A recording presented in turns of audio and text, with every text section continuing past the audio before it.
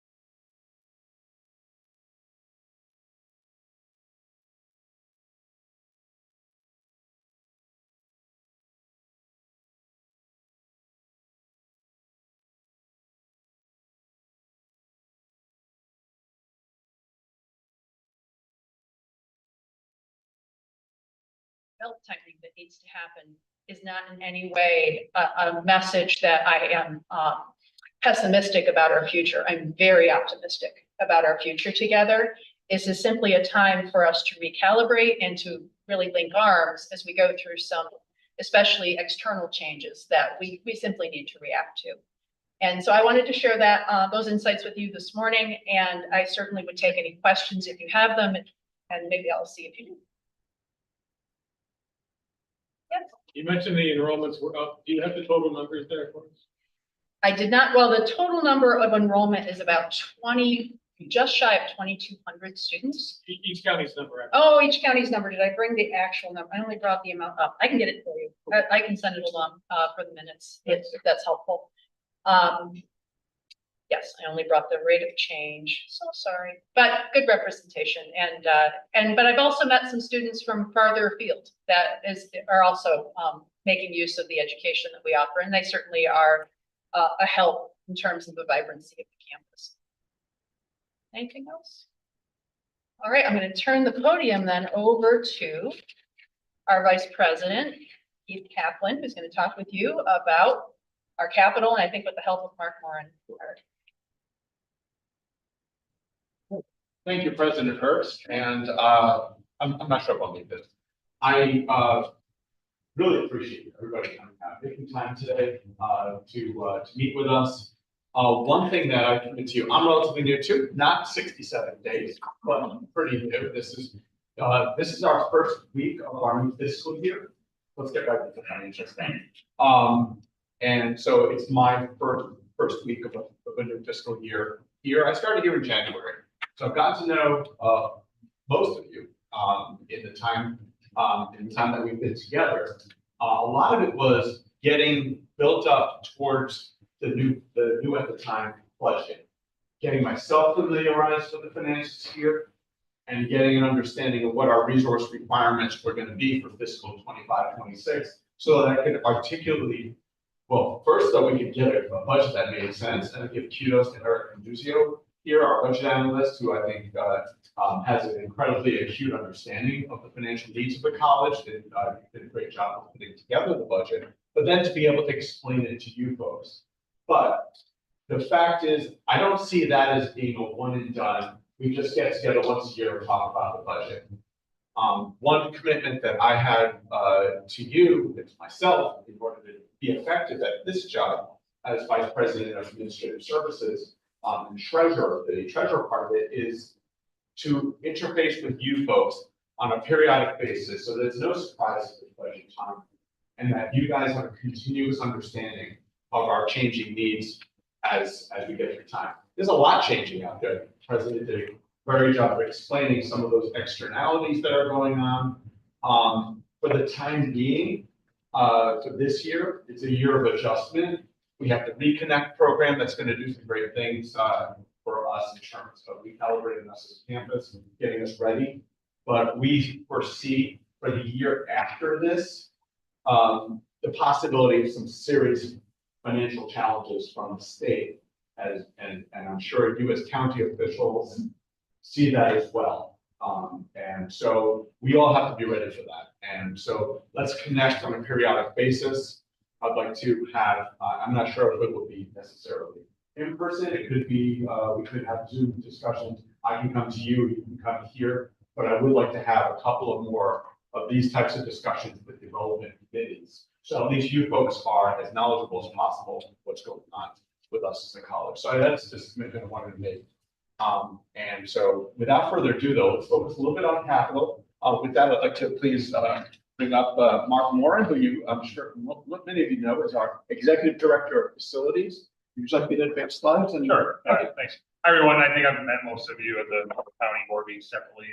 Been here 7 years now since construction of Adirondack Hall, so we currently, with grateful for your support. I mean, but we've grown since obviously we have some financial facility needs that we've identified. Before we move forward, what we're doing is we're working on the facilities master plan. Many of you may know we have it's a live document we have here on campus that's shared.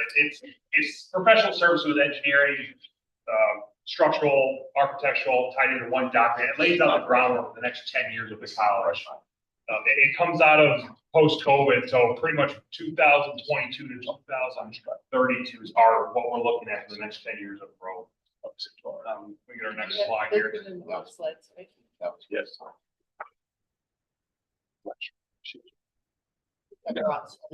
Okay, be right with you. While we're taking a breath, I have to answer the question. On enrollment. So let me answer that because it was in my magic box. For all knowledge, and I like it.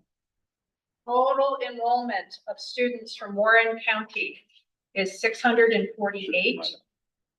Total enrollment of students from Washington County is 484. For 484. Capital presentation. You're welcome.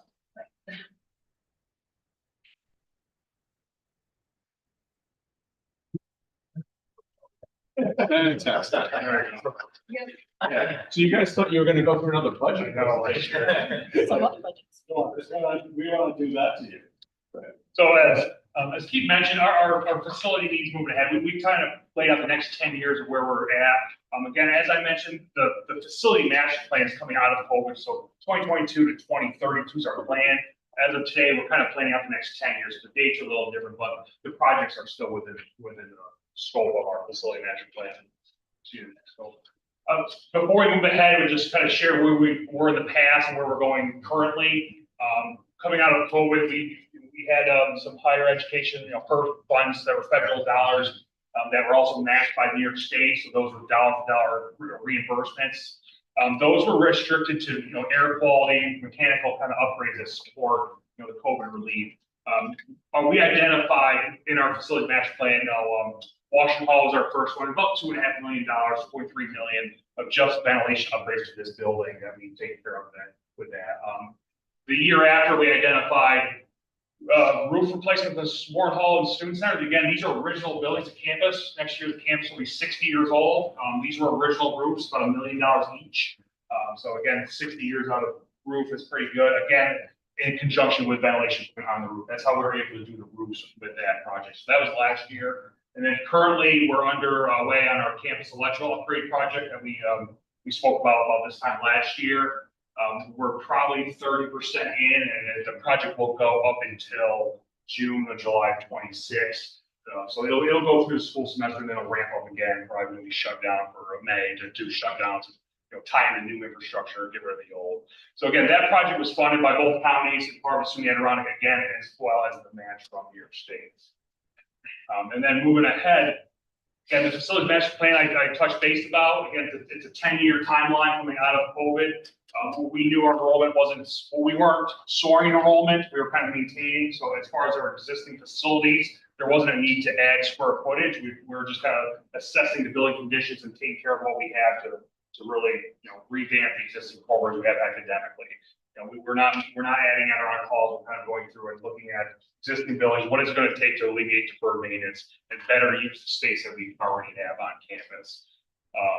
Again, and align those with the college's at the time strategic plan of what we laid it out to increase our enrollment, expand student success, and renovate our programs.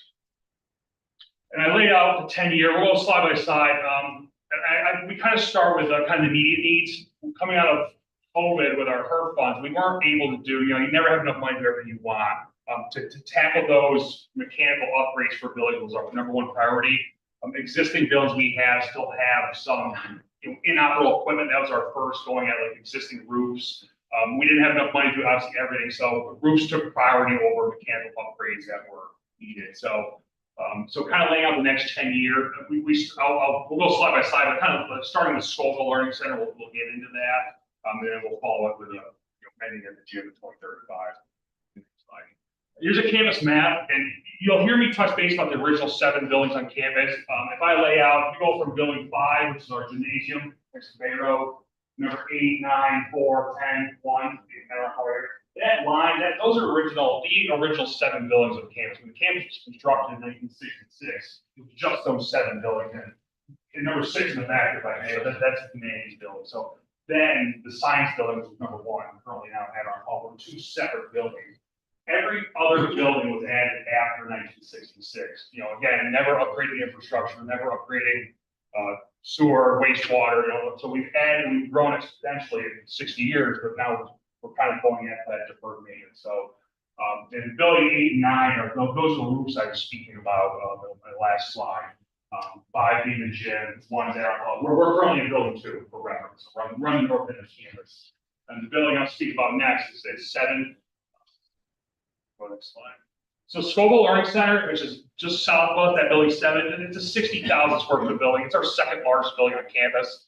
It was constructed in 1996 as part of a joint county sponsorship to the college. It's a $12 million sponsorship in 1996.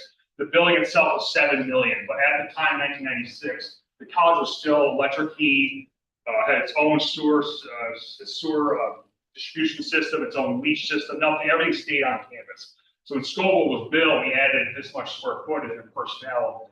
We put in force mains, we've added natural gas since, our wastewater was upgraded to different funds. So a lot of the infrastructure was broken up. So that difference between 7 and 12, that was the upgrades to other building enhancements, moving the libraries, retrofitting other spaces, putting gas boilers in every building. So you can imagine the electric bills in the 80s and 90s was 100% electrified with no air conditioning on campus. So as I spoke about originally, so we did a building facility master plan, took a assessment of the building, exterior, interior, mechanical, electrical. The green obviously is gray, polar obviously being darker. The building's in great shape overall. The bones are solid. It's 30 years old. It's not an original building. The construction methods were different. There's no asbestos, which is good. There's no hazardous materials. It's just simply age. It does require a full roof replacement. It is 30 years old.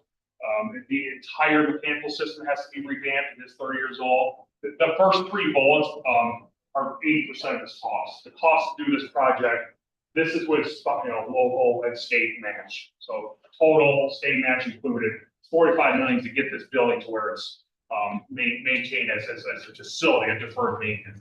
Accessibility upgrades to bathrooms. A lot of the code requirements have changed since 1996. And again, it's also including our accessibility services. The only station we call for in the buildings are accessibility services. Our services see about 20% of our students. So at 2,000 plus students, they qualify for about $400 to $500 students qualify for some sort of accessibility services need. It works out well. So that's really, it's not an external expansion, it's an internal expansion, but there are space utilization that we better see within the building. So again, that is a slight extra play item here. So does that make sense to everyone before we move ahead? John. Yeah, hey, Mark, part of your master plan, are you getting any pressure from SUNY to move forward replacing like the gas boilers with all electric in the building? Like that? So that's a great question. There's a decarbonization, obviously, the great emphasis on that from the state government level. Any new construction is required. You folks are working under the same mandate. And so we're talking about existing here. So what we're working with is that as we replace, we are going to run into different types of requirements. But right now, for existing buildings, there is some grandfathering that we can work with. But that's going to just add to the costs to try to comply with those mandates. Yeah, so looking down the way, with your electrical infrastructure upgrades, will you be able to handle that and everything first electric? We have enough power. I mean, the money's going to come into the systems themselves. Like you're going to have to start investing in like renewables, geo, big time chiller systems, things along that won't take as much electricity. That's just they're a higher upfront cost to install. But one thing that Mark has done in the planning for the south end of campus, project that's currently in place, is it programs in the flexibility to make some of the switching so that as electric becomes more more mandatory, to be able to take more of the load for electric and not just gas. And that's a great question. I've had it on a slide. And that's an executive order. Anybody's not familiar, I think it's Executive Order 22. That's from the governor's directive that passed down through SUNY. I think residential construction in New York State takes effect next year, 2026. So anybody residentially needs to build a new home I don't think they can have fossil fuels in the home at all, so it's kind of a state level, so, but a great question. And you'll see as I get further in the slide, going that route to your point, John, it's more, it makes more sense for landing starts to do it in newer construction than obviously some of our older buildings, originally 1966, pre-fuel embargo, Cold War, these buildings are masses of concrete. They're single pane windows and they're bomb shelters, so. Yeah, honestly. Mark, were you saying that about 1 in 4 students relies on accessibility?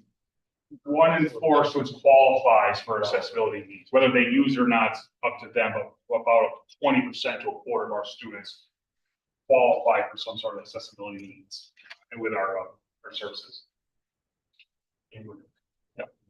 Oh, sorry, humanities, sorry, I thought around. So humanities, again, that's that little building behind Adirondack Hall. Again, we start with this is existing, currently our theater. When Adirondack Hall was built in 2018, this building we did not renovate. We laid the groundwork for it to happen. So the roof was replaced, life safety systems were brought in, essentially chiller and hot water boiler plants were essentially teed off. So if the construction was to happen, there is infrastructure laid there.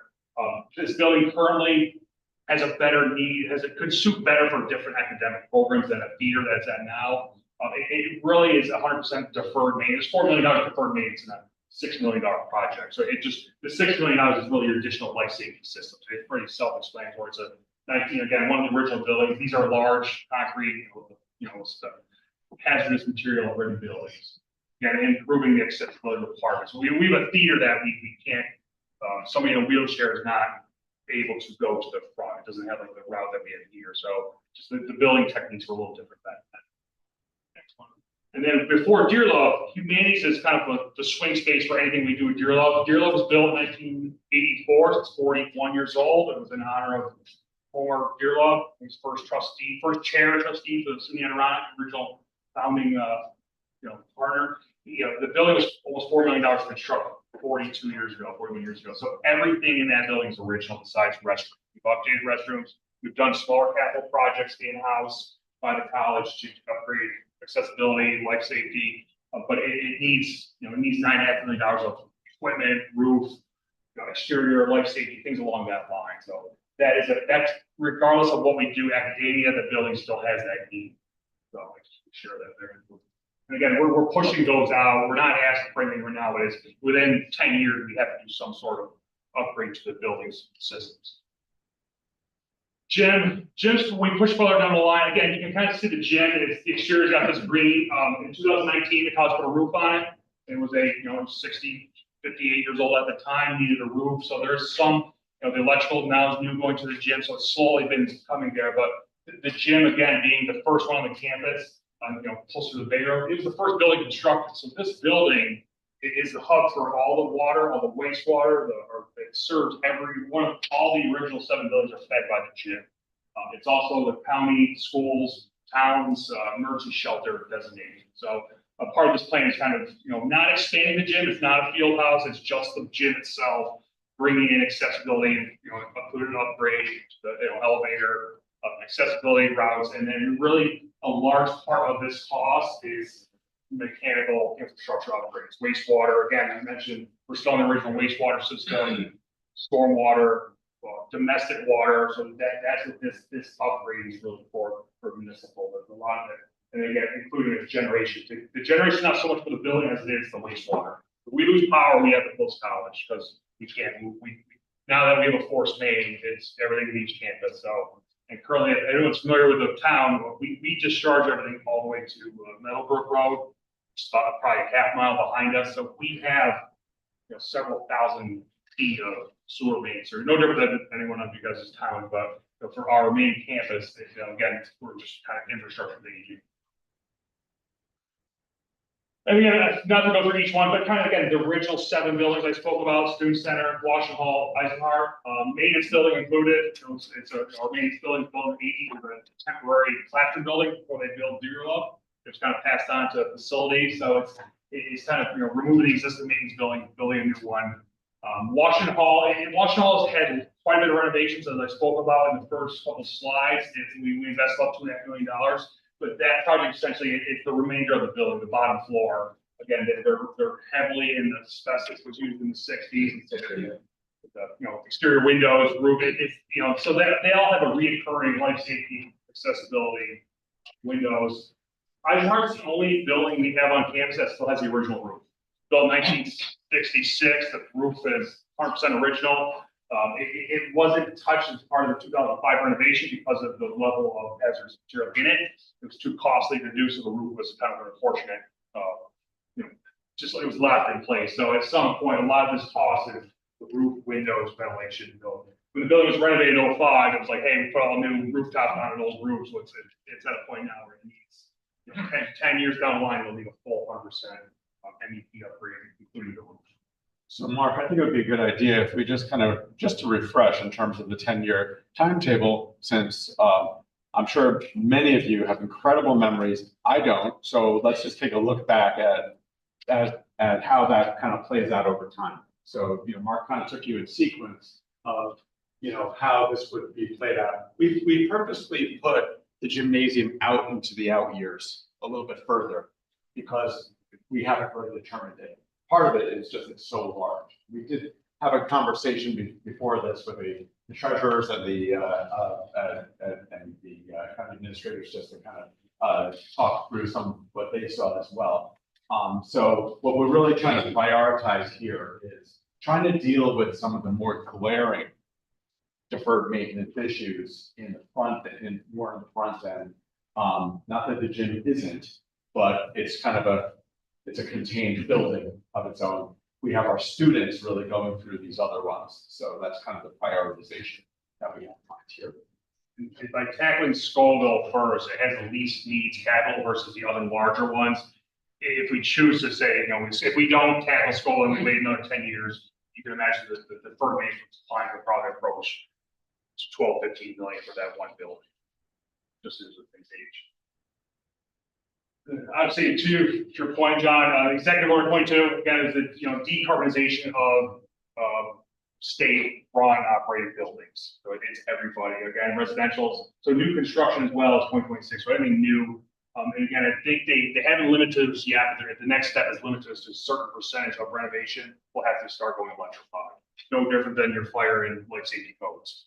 A lot of our buildings, again, the older ones are not sprinklers, they're not, you don't have proper egresses. So as we renovate the gyms or deer love, I think a lot of that infrastructure has to get brought in for life safety. Again, adds a substantial cost of a project. Again, same as the accessibility requirements. We had a civil rights review 2 or 3 years ago. We had to make modifications to a lot of our parking lots. Bathrooms were essentially grandfathered in, but they give you time to update those. So we have a lot of Wayfair signage on campus that directs people to mostly our newer buildings to use restrooms if they have mobility requirements. And again, really setting the standard for post-COVID requirements. Let's speak about ventilation. It was COVID kind of opened the eyes and hey, you have to have some sort of now fresh air flow to your buildings and exhaust. It's kind of maintaining those ventilation standards through New York State and at a federal level. And again, I spoke about, I'm not going to get into the hazardous materials. Again, those 7 buildings are really, it adds a lot of cost to abate. That's why the theater community section was not included in the Adirondack call operation. It was more cost effective to bring in a sprinkler system and a roof and leave it operating as is. Really, I want to open it up to your questions. So what's the total you're looking at as far as the amount of money you're gonna need over the next 10 years and break out from the state versus the counties? I think it's respectively, I think it's probably $25 to $30 million than locally share. 25 to 30 locally. To achieve everything on the slides. Yeah. And then how much from the state do you figure you're gonna get? They would reimburse us 100%. Okay. They'll match that. And what about philanthropy? Anything in philanthropy in this project, or is it just redoing stuff and dealing with deferred maintenance? As of right now, we haven't set our standard on a particular project. Kind of just represent what our projects are. We do have a strategic plan or an actual capital fundraising. So look at it. And frankly, obviously, as you folks will have to do at the county level, it's a matter of choices and prioritization. So not all of those dollars are quite as green as other dollars. So there's going to be things that are going to be really glaring glaring needs that we'll pursue first. So, giving a totality, yeah, that's, we have to, we will have to prioritize all along, and new things may present themselves as well. But certainly, your point's well taken in terms of fundraising and philanthropy. I think there's a lot of opportunities for us in the local, maybe a lot of, for us to be pursuing that. But we have to at least reckon with what's in front of us and what we know about. So that's what we're just trying to take this a step at a time and say, what are the most glaring needs?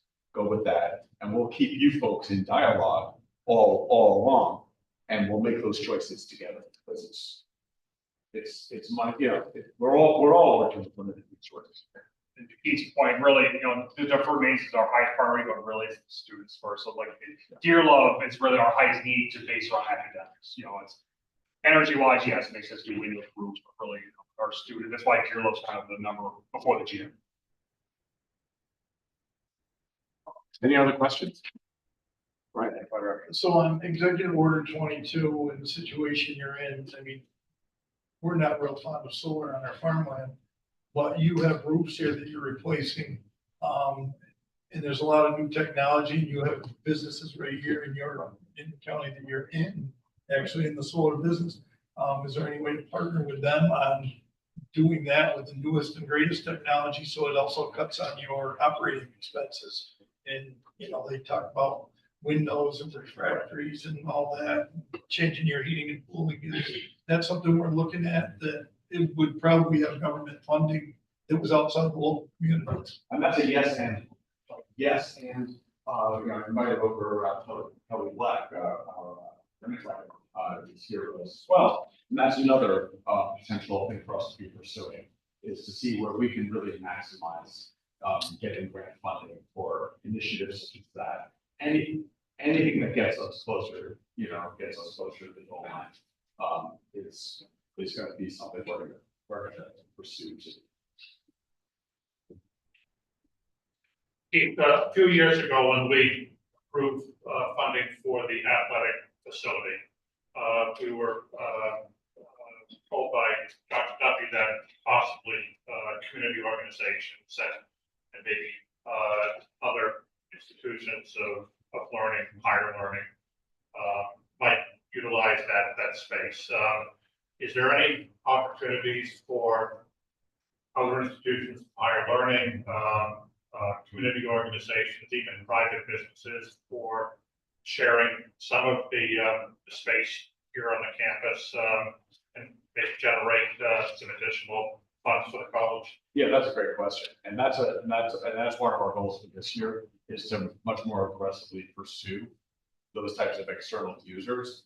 To be frank, the dollars aren't tremendous. We find that with the athletic fields, we've been met with from our potential consumers complaints about the rates that we were looking to charge, and even at those rates, we're talking about a really modest return. We actually dropped those rates in the face of that, seeing that in the marketplace. So you're talking about charging $100 an hour and only getting a few hours of potential use. We're still going to do it. We're still pursuing it. But I'll tell you, one person came onto the field with a set of metal cleats, made a hole in the field that costed us close to $10,000. And that's 100 hours. So, you find yourself, yes, and you go after everything that you possibly can. But some sources are a little bit more fruitful than others. Just a question on curriculum. So I'm sure you're well aware artificial intelligence is starting to play a huge role in certain fields specifically. Does the college have an expert in artificial intelligence, not only to help figure out where we are now, but also anticipate where we're going, and somebody that's making adjustments to your curriculum moving forward to make sure that we're giving students the best chance to succeed after college? I'll take that one. So yes, the answer is yes, we do have several experts. It's actually really enriching to be in this community, that there's been tremendous work done here. So there is content that is being delivered to students every student in their curriculum. That's part of some of our new SUNY requirements is everyone's learning about artificial intelligence, proper use thereof. We do have people on campus who are using this. I am amazed to see that people I'm working with on campus in our administrative areas are actually utilizing artificial intelligence. So they are putting me through my paces, so I'm even learning new things. And it's allowing for greater business efficiency, right? And trying to figure out what the pivot point is important, but there are opportunities to save some costs, right? In the business of the college by using AI, but we are absolutely integrating it into the curricular spaces. So students are thinking about ways to get access to the best tools, best information, because let's just say those tools aren't always perfectly accurate. Right? If you kind of read some of the things that AI will produce for you, but we are curating. Yeah, my question is more just pointed at you, and that was a beautiful answer. It's just that, students could go through this whole process of education just to find out in 10 years that AI has pretty much taken their job. And that worry, I'm actually, thank you for lifting that balloon, because one thing you didn't get, and this is no critique of Mark, but one thing you didn't get in his presentation around primarily the deferred maintenance, it gets back to what I was saying about some of the areas of opportunity and how those look. So in the health and social assistance space, the technology spaces that are developing, a lot of that cybersecurity. I don't know if any of your municipalities have had kind of cyber attack, but it's a real thing when it happens. And we're training people for those jobs that are developing.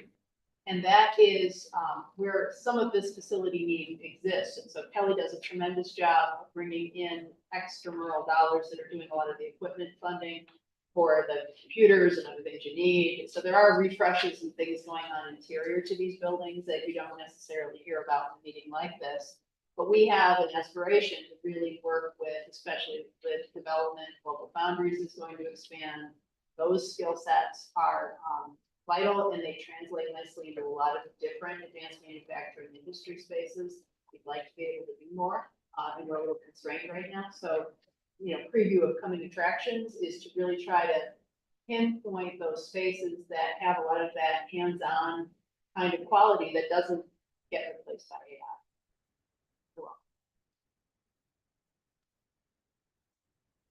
A few years ago, there was a private and nonprofit group that actually met with the college to talk about a joint sports facility where the funding would come from different nonprofits in the college and the state.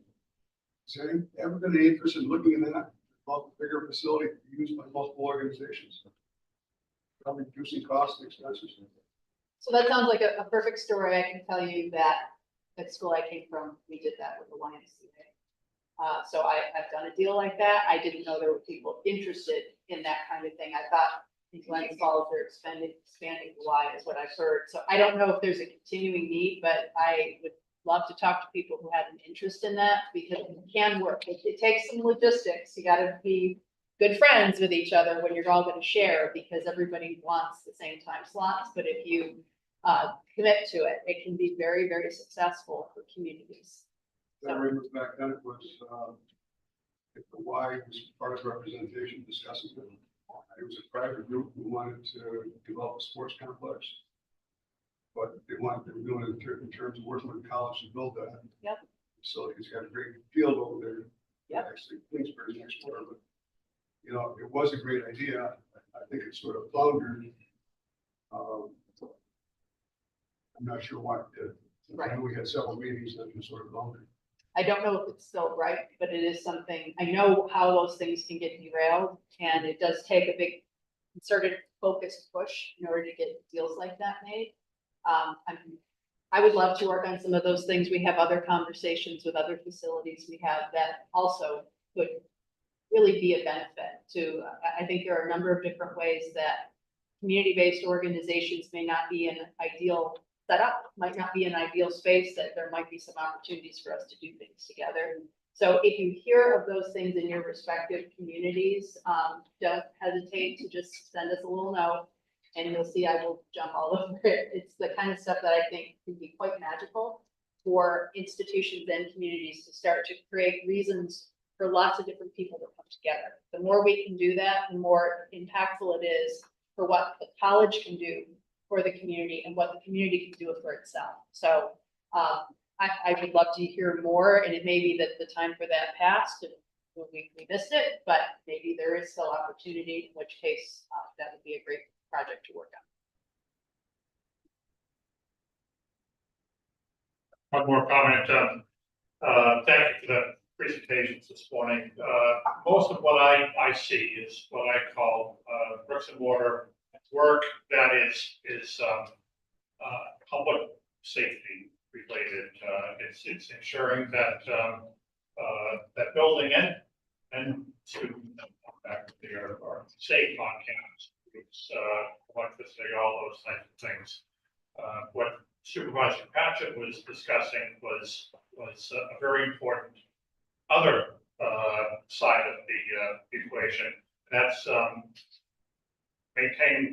being competitive with other similar types of facilities. AI, the amenities that new students today, even the older students that the president was talking about earlier, that are looking for. But you go into a hotel, a restaurant, any type of business, what you're looking for today is a lot different than when I got out of college. So I think that I see probably 80 to 90% of it being really bricks and mortar, public safety related measures over a 10-year time period, and then incorporating the amenities that you need in order to be competitive. Yeah. If we come to, and that we've had several ideas presented over time, and I'm sure that more ideas will come over time that could cover these deferred maintenance projects while doing something big and new and sparkly and compelling, right? So really today, we're just talking about the basics, but if we do get these types of opportunities, we'll bring you folks into that as well and talk about how, to what degree it supplanted some of these other things. Because, clearly when you redo a building for a bigger purpose, like, to create a new program, but to create new functionalities, you can at the same time also say, hey, while we're at it, while we're digging up things, we're breaking down walls, we'll replace the HVAC, replace the wiring, all those other things. But today we're really just focusing on what's our foundational needs and what's go from there. We kind of went through an electrical emergency, was it this past year and a half? And that was part of a large sum that everybody contributed to, and we're back on track. And very thankful for that, gets us all going every day, right? And it's I get concerned when I hear the other infrastructure of the sustainable septic system that we might have. And then if it doesn't work, you gotta shut down for a day or two or three. And that's the furthest out project. Right in the gymnasium. It is only because, as I mentioned, it's based taking into consideration academics. If I had a choice, I'd see gym. If students are packing a choice, probably dear love. To your point, though, we have been updating we just updated our pumps. Yeah, and also going back to the grant funding concept, we are maybe you can talk a little bit about the wastewater grant funding option, that if we go into that, what that means for Sue's question. Correct me if I'm wrong, Kelly. Do you want me to answer? Yeah, sure. I think our grant writer's here. So. I think they invited me for a reason. So I'm not gonna say much. So we did get a grant award for phase 1 from the Northern Border Regional Commission. It's federal funding. They've obligated the dollars. We have it. We're waiting for them to send us a notice to proceed so we can start spending the money, but those funds have been obligated. We did request full funding from them to completely upgrade the system. Their rules were such that we want you to do the phase 1 study, a wastewater study, so that you can get the specific construction estimate so that we know exactly how much it's going to cost. And then we're going to invite you to apply for phase 2 funding to complete those upgrades. So any day now, we should be able to commence the study And then they have an annual cycle. They actually, in the past year, they did it twice. So depending on the timeline for completing that, we would then apply for phase 2 and then hopefully be able to do that work. My understanding, and maybe Mark can jump back in here, it's easier if you can bundle that work into a full gym renovation. But in this period where we're dealing with budget constraints, you're gonna have to kind of be strategic and flexible to get these grant funds here and patchwork it here and adapt within that timeline. Does that help? Does, and again, so to your point, we're extremely thankful for the electrical, the support both counties provided. Because as I mentioned, the gym was a hub for electricity, so we're upgrading that now. It's difficult to do when you upgrade an infrastructure without the buildings. It's kind of like you're planning, but what am I going to do? It so obviously electrical is probably easier to agree. But yeah, to Kelly's point, there's a federal grant, so you can match it with state, match reimbursement. Not so much the design, if it was rolled into a project, yes, but it does. So we are looking at avenues to upgrade at least our sewer. It's our next big kind of priority. Again, I mentioned the campus built in the 60s. Everything about our sewer and drainage or rep, and it's highly efficient. Even the pipe is translated, so it gets costly when you just do that. But to Kelly's point, it does make sense to do it. Again, the gym takes into consideration the infrastructure to the college. Thank you. Okay, thank you. Any other questions or thoughts? Well, I want to really thank all of you, give it the chairs, and thank you very much. No, thank you. Yeah, and really, very much appreciate your time. And I'm wondering, once again, just commit to you that we will be periodically just giving you budgetary updates and financial updates, operational updates as time goes on. So our next time together won't be asking you for approval of a budget. It will be sharing understanding and keep it to the chair. Thank you.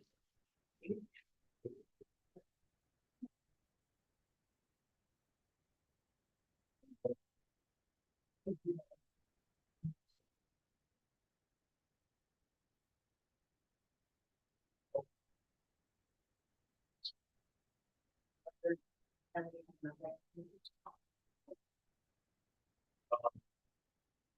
I'd like to adjourn the Personnel Administration Higher Education Committee. And I'll look at my colleague, Supervisor Thomas, who also closed the Finance Committee. Oh, no, I'm sorry. Okay. Okay. Steve, it's us. Take that away.